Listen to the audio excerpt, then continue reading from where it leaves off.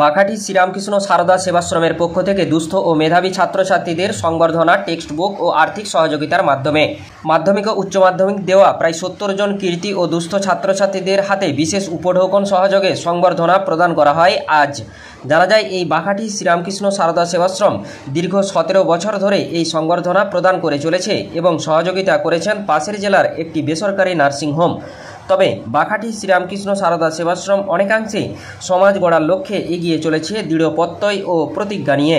উপস্থিত ছিলেন Jaipur BDO, joint BDO ও এই আশ্রমের প্রতিষ্ঠাতা আব্দুল কালাম খান সহ অন্যান্য বিশিষ্ট ব্যক্তিত্বরা। উপঢৌকনের মধ্যে ছিল আর্থিক সহযোগিতা হিসেবে ১,০০০ টাকার চেক এবং নির্দিষ্ট শ্রেণীর টেক্সট বুক, খাতা বলেই খবর।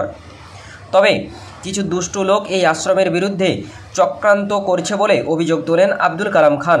তবে কি মুসলমান বলেই এরূপ আচরণ বা চক্রান্ত করছেন অন্যরা? এই বিষয়ে কি বলছেন প্রতিষ্ঠাতা আব্দুল কালাম খান, শুনব বিস্তারিত। বাঁকুড়ার জয়পুর থেকে ইনামুল ভূঁইয়ার রিপোর্ট, নিউজ 10 বাংলা। দেখুন, যারা দুস্থ মেধাবী ছাত্রছাত্রী, প্রতি বছর আমরা এটা করি। এটা ১৭তম বর্ষ ছিল।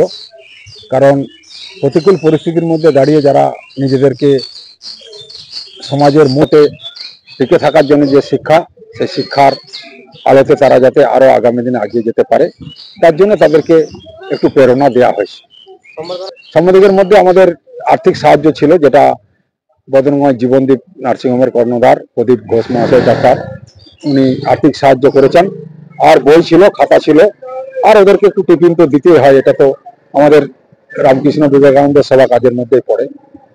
এখানে উপস্থিত ছিলেন কামারপুকুর রামকৃষ্ণ মঠ মিশনের সন্ন্যাসী মহারাজ ছিলেন, আর আমাদের জয়পুর ব্লক সমষ্টি উন্নয়ন আধিকারিক বিডিও সাহেব সম্মানীয় দেবজ্যোতি পাত্র মহাশয়, আর ছিলেন জয়েন্ট বিডিও আমাদের ছিলেন, আর অনগ্রসর শ্রেণী কল্যাণ দপ্তর থেকে রাজীব বাবু এসেছিলেন।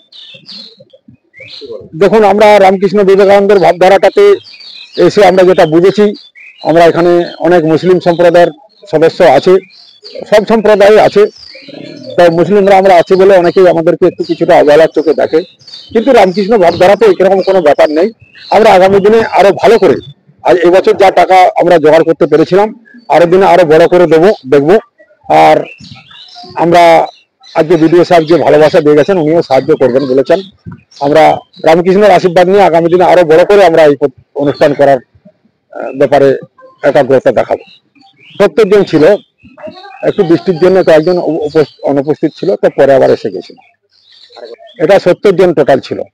হয়েছে সেটাও নিশ্চয়ই আপনি দেখেছেন। উনি আমাদের আদর্শ শিক্ষক ছিলেন। আমাদের আশেপাশে অনেকগুলো বিদ্যালয় প্রতিষ্ঠার ব্যাপারে ওনার অনেক অবদান আছে। ওনার একাগ্রতাতেই বাঘাটি রামকৃষ্ণ হাই স্কুল হয়েছে। এটা করেছে আমাদের এখানে যারা আসতো, তারা মুসলিম সম্প্রদায়ের কিছু ছেলে মেয়ে ছিল, সেটা একটা ভুল জায়গায় পৌঁছেছে। সারা বিশ্বজুড়ে তো দেখছেন মুসলিমটিকে ঘৃণার চোখে দেখা হচ্ছে। আমি তার শিকার হয়েছি।